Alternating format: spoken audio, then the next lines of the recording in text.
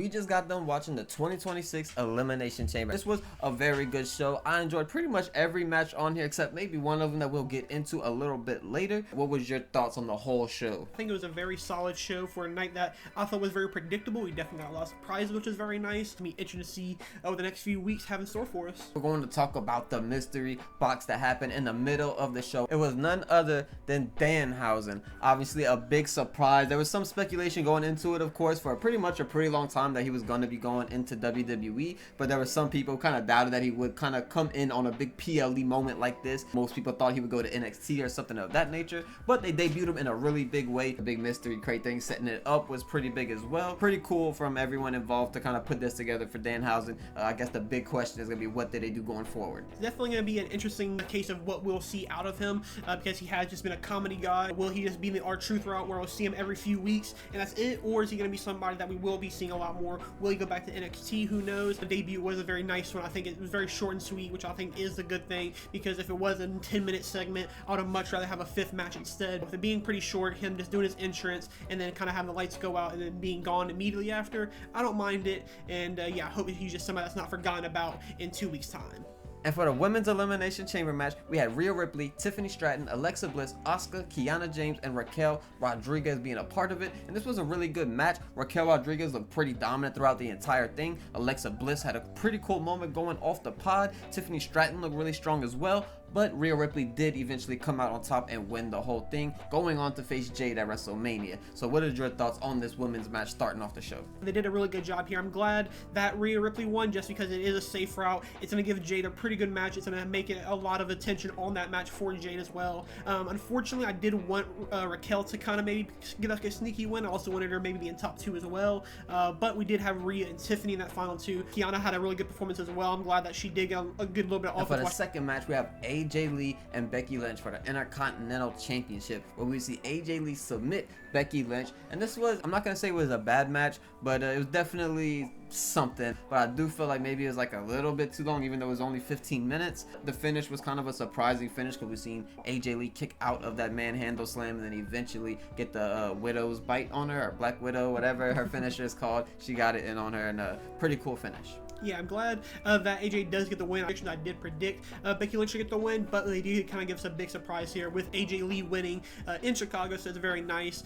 But yeah, I think the match was a very solid one. We've seen, like I said, Becky or AJ Lee tap out or submit Becky Lynch 2 times with the Black Widow. So yeah, a very nice touch. But yeah, overall, don't assume this is the end of their feud. I do think we'll still see these two go at it at WrestleMania for the 3rd time. I guess 2nd time in singles action. But yeah, I think it'll be a solid one. And yeah, glad that AJ Lee can say she's now an Intercontinental Champion. And for the 3rd match, before we get into the Men's Elimination Chamber, we have CM Punk defeating Finn Balor in a singles match. And this was a great match. It didn't meet the expectation that I quite had on it. These are 2 of my favorites of all time, so I did have pretty high expectations. I was expecting them both to kind of bring it all out, and I do think that they gave it their all, but just didn't really play out in a way that I enjoy. I'm sure there will be people who rate this super highly, there'll be some people who rate it super low, but I'm probably somewhere in the middle, where I think they did a really good job with what they were given, with what they did, but I do think they could have went that extra mile, went a little bit further. CM Punk was beat up by the end of it, had bruises all over his face, his mouth was busted open. Finn Balor looked really great throughout the whole thing as well. There was no Dom interference, which was a little bit surprising,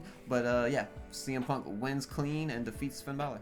Even from CM Punk's entrance coming out to the old school Jordan intro with the 96 Bulls and stuff like that was really cool for the first time back in the United Center, for it was obviously a big show for him. So yeah, it's very nice. CM Punk obviously winning was the right call. It's the obvious call, but that's what we all expected. I don't think a lot of people assumed that Finn Balor was going to go to WrestleMania versus Roman Reigns, but yeah, this match was really fun. I did enjoy this one, I think, more than their Raw match a few weeks ago, but yeah, I did like that Finn kind of had a few opportunities where maybe he could win, but obviously in the back of your head you always know that Punk was going to win. But there's also a really cool moment where Finn was going for the coup de grace, I believe, and then Punk gets his leg up and kind of reverses it into the sharpshooter, which is a really nice, I think, kind of played into the finish. I don't think it was the actual finish, but yeah, really cool match. And yeah, Punk retaining, very nice. And yeah, going into this big program with Roman Reigns into Mania should be a good one.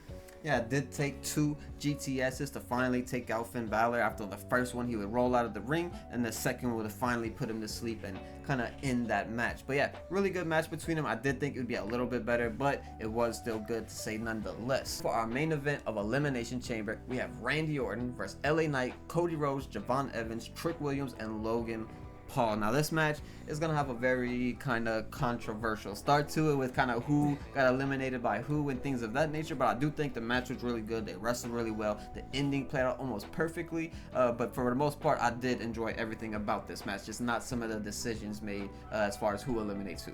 Yeah, I'm in the exact same boat. I do think that, you know, the match was pretty solid, but the eliminations and the order would kind of went in, with Javon being the first one eliminated by Logan Paul.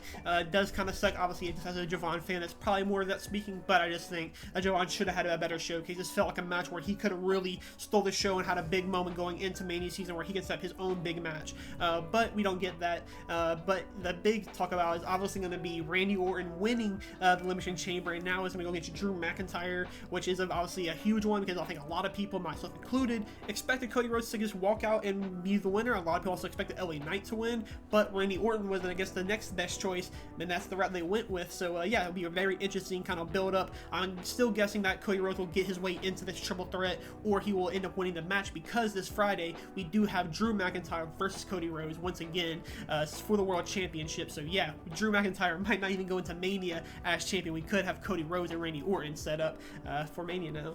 Definitely do expect something to happen during that match, and I do expect a multi-man to happen at WrestleMania at this point, because Randy Orton versus Drew McIntyre is not a WrestleMania match in most people's eyes, I would expect. But it is a good match, but yeah, I think you need to add that Cody Rhodes, maybe add that Jacob Fatu or Sami Zayn or whoever you are going to add to that match to make it a multi-man. I think that is definitely the route to go at this point.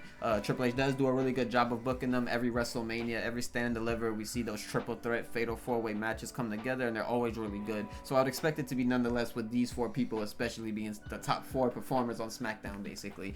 So I'm very interested in to see how they get there, to see kind of how they implement Jacob Fatu, how they implement Cody Rhodes, and if he does win the title, that'd be kind of crazy, obviously, but I kind of don't expect that to happen. But good showing from everybody. I do wish Javon got a little bit more. It was gonna kind of end up like that always, considering the people who are in this match anyway. The big talking point that we didn't get too much into was going to be the masked men, where we did get kind of a decoy masked man come in. He goes to get in the cage, but the refs and security stop him from going in. Real masked man comes in, and it would be Seth Rollins to reveal himself. He stomps Logan Paul and gets him eliminated. Eliminations I talked about earlier was Logan Paul getting eliminations over LA Knight, Javon Evans, and Trick Williams, eliminating all 3 of them, kind of making you believe that he was gonna win right before the big reveal of the masked man and everything happened. So pretty cool moment there where it's like, oh my god, is he gonna win? Is this gonna happen? Is he gonna make it to final 2? But no, it was the stomp. There's a Seth reveal, and I assume that sets up a WrestleMania match in some kind of way between Seth and a Vision member, whether it's Logan Paul or Braun Breaker comes back or Bronson Reed, whoever it may be, but it's looking like, at least right now, it'll be Logan Paul. Yeah, I'm still going to bet my money on Braun Breaker to be a bit healthy in time for WrestleMania. Obviously, I don't think he'll see much of in-ring action from him into Mania, but I do think we can at least set that program up ready for Mania, and it'll probably go into Backlash as well.